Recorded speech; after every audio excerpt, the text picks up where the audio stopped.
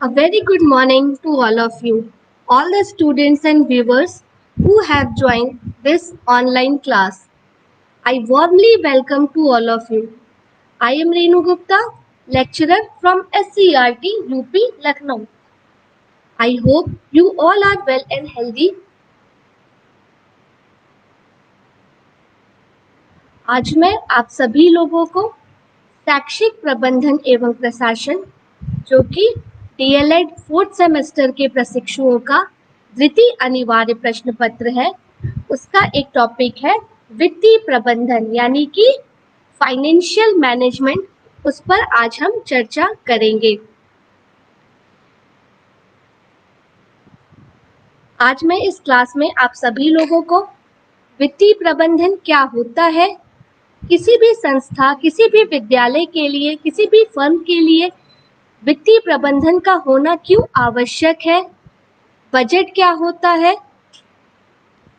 इसके साथ ही साथ वित्तीय प्रबंधन के अंतर्गत आने वाला जो टॉपिक है स्कूल अनुदान, जैसे हम स्कूल ग्रांट और TLM ग्रांट, इन सभी बिंदुओं पर, इन सभी पहलुओं पर आज हम विस्तार पूर्वक बात करेंगे। इससे पहले की क्लास में मैंने आप सभी लोगों को ग्राम शिक्षा समिति और विद्यालय प्रबंध समिति के बारे में बताया था। वर्तमान में ग्राम शिक्षा समिति का स्थान विद्यालय प्रबंध समिति द्वारा ले लिया गया है। 28 जून 2011 को उत्तर प्रदेश शासन के द्वारा एक गजट पास किया गया, एक नोटिफिकेशन जारी किया गया, जिसके तहत प्रत्येक विद्यालय को सरकारी सहायता प्राप्त प्रत्येक विद्यालय को विद्यालय प्रबंध समिति का निर्माण करना अनिवार्य कर दिया गया।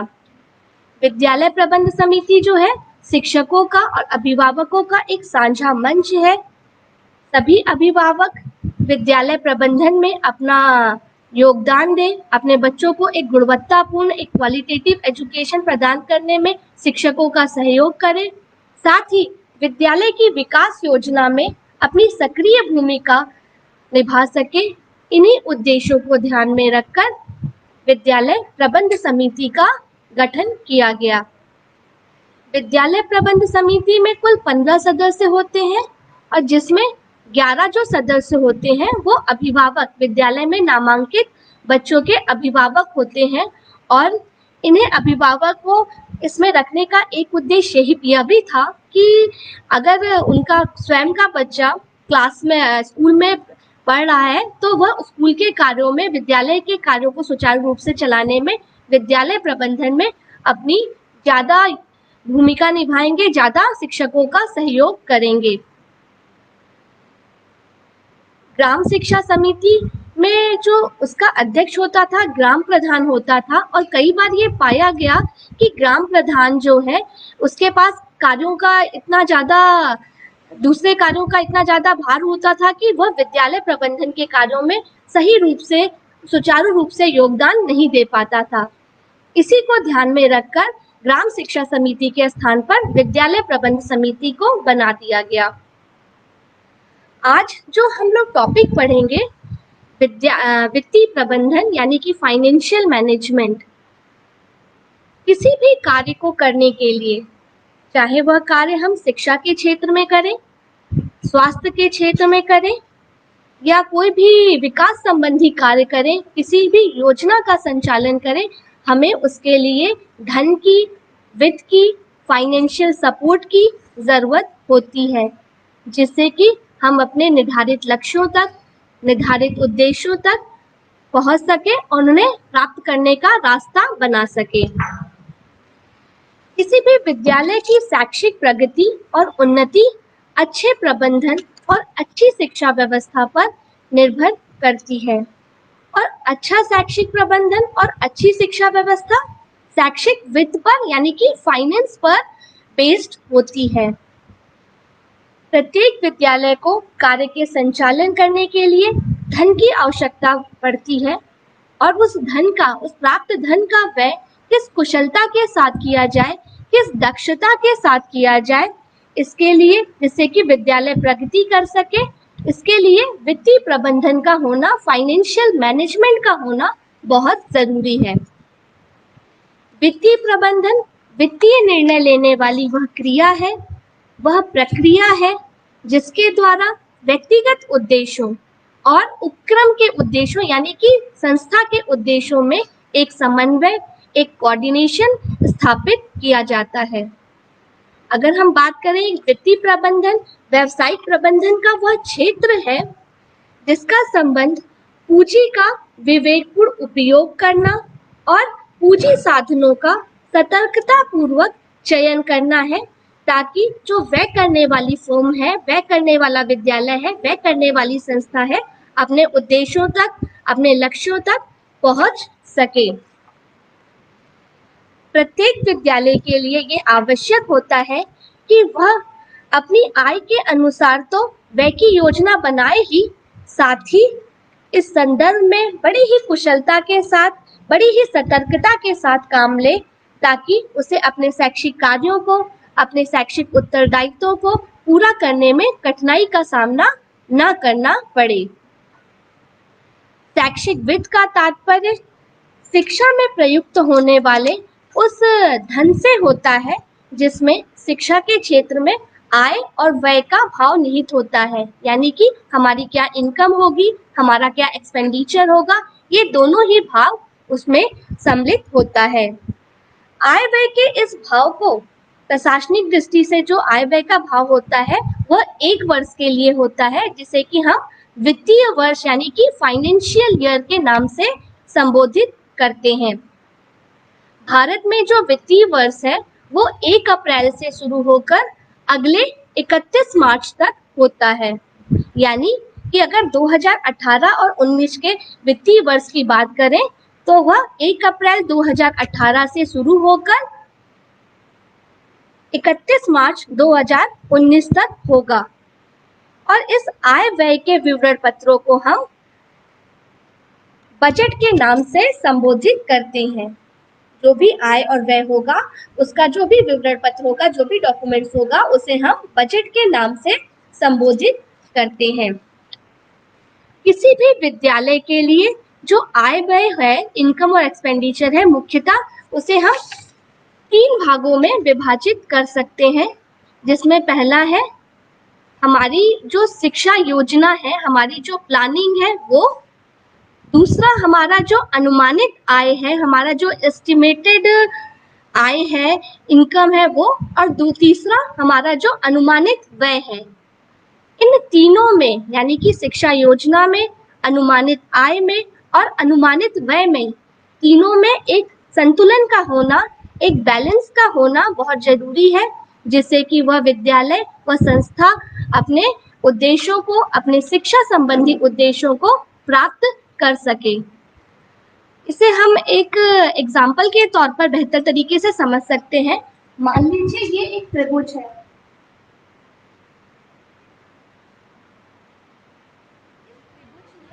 तीनों कोण बराबर होता है और सभी एंगल इसके बराबर होते हैं, और अगर कोई भी एंगल थोड़ा सा आगे बढ़ जाता है तो त्रिभुज का, ट्रायंगल का शेप गड़बड़ हो जाता है। ठीक उसी प्रकार हमारे बजट में ये तीनों चीजों में बैलेंस का होना बहुत जरूरी है। बजट जो है किसी भी संस्था के लिए एक रीढ़ की हड्डी, स्पाइनल कॉर्ड के समान कार्य करती है। जिस प्रकार रीढ़ की हड्डी जो है हमें हमारे पूरे शरीर में बैलेंस स्टैब्लिश करती है, जिसके द्वारा हम चलना, उठना, बैठना सभी कुछ एक समान रूप से, समान गति से कर सकते हैं, और यदि रीढ़ की हड्डी में बैलेंस बिगड़ता है तो हमारा ये सभी कार्य प्रभावित होता है। ठीक उसी प्रकार इस बजट में भी एक बैलेंस का होना बहुत जरूरी है। बैलेंस अगर सही नहीं होगा, अगर बजट सही नहीं होगा, तो उस विद्यालय में चाहे जितना भी अच्छा मैनेजमेंट हो, चाहे जितना भी अच्छा कर्मचारी कार्य करे, वो संस्था, वह विद्यालय अपने उद्देश्यों को, अपने गोल्स को, अपने ऑब्जेक्टिव्स को कभी भी प्राप्त करने में सफल नहीं हो सकता। आगे हम बात करेंगे जो आय होती है, व्यय होता है, यानी कि जो एक्सपेंडिचर्स हैं, उसे हम मुख्यतः दो भागों में विभाजित करते हैं, 2 पार्ट्स में डिवाइड करते हैं, जिसमें पहला है आवर्ती व्यय, जिसे हम रिक्यूरिंग एक्सपेंडिचर के नाम से संबोधित करते हैं।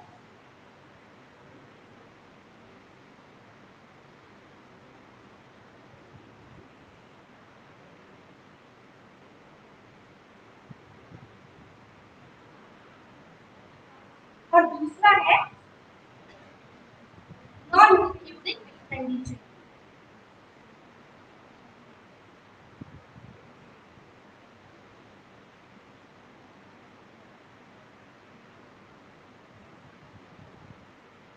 रिक्यूरिंग एक्सपेंडिचर्स के अंतर्गत हम उन चीजों को रखते हैं जिसे हमें बार बार खर्च करना होता है, जैसे कि शिक्षकों का वेतन, कर्मचारियों का वेतन, कोई भी साधारण या छोटी मोटी मरम्मत का कार्य, बच्चों के लिए छात्रवृत्तियां, बच्चों के लिए पारितोषिक, रिवॉर्ड, प्रयोगशाला अगर लेबोरेटरी है तो उसमें केमिकल्स आदि की व्यवस्था, ये सभी कुछ रिक्यूरिंग एक्सपेंडिचर्स के अंतर्गत आता है।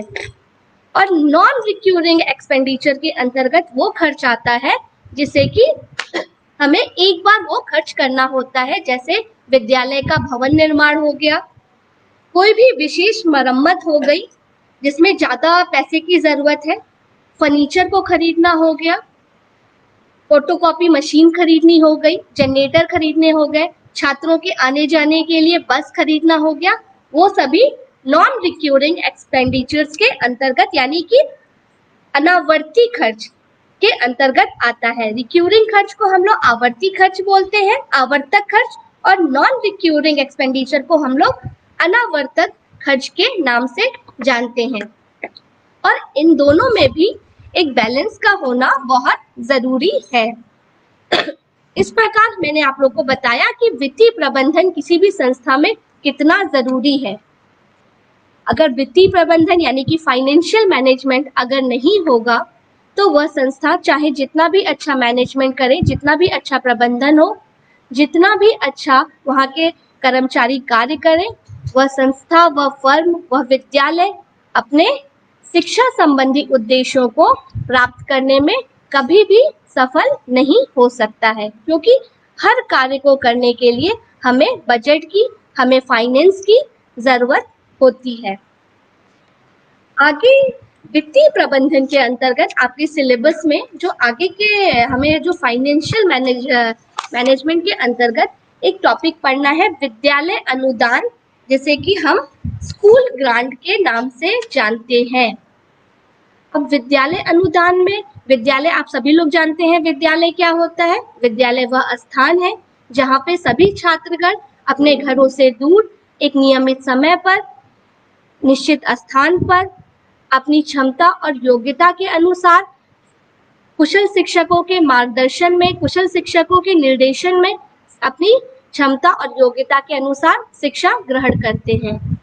अनुदान यानी ग्रांट जिसे हम कहते हैं, जब किसी व्यय को पूरा करने के लिए, किसी कार्य या जब किसी व्यय को पूरा करने के लिए या किसी कार्य को प्रोत्साहित करने के उद्देश्य से राज्य की सहायता प्रदान की जाती है और जिसे प्राप्तकर्ता को भविष्य में वापस नहीं करना होता है, उसे हम अनुदान के नाम से या ग्रांट के नाम से जानते हैं।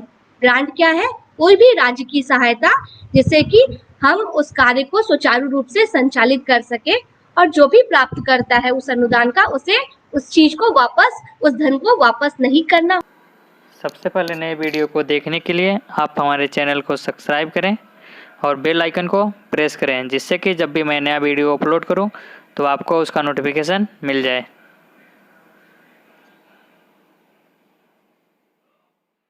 होता है वो अनुदान यानी कि ग्रांट कहलाती है।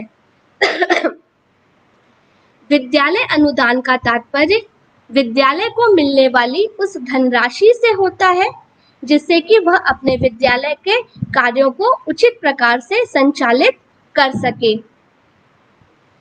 सर्व शिक्षा अभियान, जिसे हम वर्तमान में समग्र शिक्षा अभियान के नाम से जानते हैं, के तहत प्रत्येक विद्यालय को विद्यालय अनुदान प्रदान किया जाता है।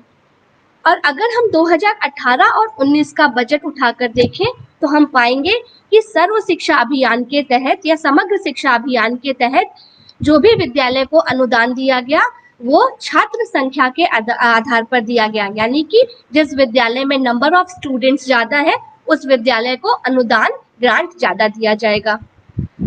2018-19 में हर विद्यालय को उसकी छात्र संख्या के आधार पर 12,000 से लेकर करीब 10 लाख रुपए तक का अनुदान दिया गया और इस अनुदान का 10% भाग उस विद्यालय को अपनी स्वच्छता पर खर्च करना होता था।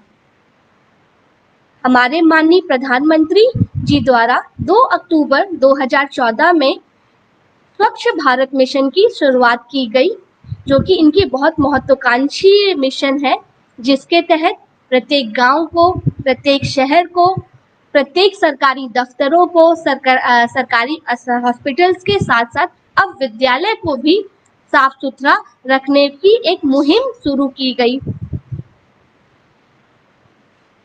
इसके लिए प्रत्येक विद्यालय को स्वच्छ विद्यालय पुरस्कार योजना स्वच्छ विद्यालय पुरस्कार भी प्रदान किया जाता है, जिसके अंतर्गत पहले जिला, फिर राज्य और फिर राष्ट्रीय स्तर पर स्वच्छ विद्यालय को पुरस्कृत करने की एक मुहिम शुरू की गई। केंद्र सरकार की यह मंशा है कि सबको शिक्षा और एक अच्छी शिक्षा मिल सके और एक अच्छी शिक्षा मिलने के नारे के साथ ही साथ प्रत्येक बच्चे को स्कूल तक पहुंचाकर उसे एक गुणवत्तापूर्ण, एक क्वालिटेटिव एजुकेशन प्रदान करने के साथ ही साथ उसमें एक कौशल विकास का कार्य भी करना है, एक स्किल डेवलपमेंट भी करना है।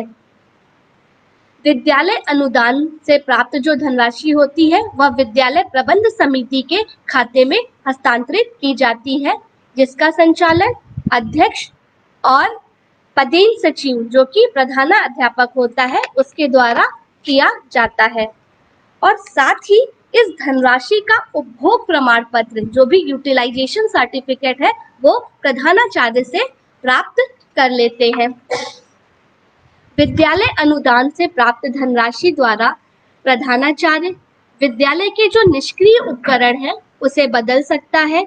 साथ ही स्वच्छता सामग्री, विद्यालय के रंग रोगन का कार्य और फर्स्ट एड बॉक्स, इन सभी पर खर्च किया जा सकता है। साथ ही इस धनराशि का प्रयोग ब्लैक बोर्ड एवं हरी पट्टी, प्राथमिक विद्यालयों में एक हरी पट्टी बनी होती है, आप लोग ने अगर देखा होगा, जो कि प्राथमिक विद्यालयों का एक सिंबल भी है, उस हरी पट्टी को प्राथमिकता के आधार पर मरम्मत करा के उसका रंग रोगन कराया जा सकता है। उच्च प्राथमिक विद्यालयों के लिए इस अनुदान राशि को प्रयोगशाला और कंप्यूटर शिक्षा विषयक आवश्यकताओं पर भी व्यय किया जाता है। विद्यालय में अगर अग्निशमन यंत्र है तो उसकी फिलिंग सदैव सुनिश्चित करना भी इस विद्यालय अनुदान की राशि से की जा सकती है।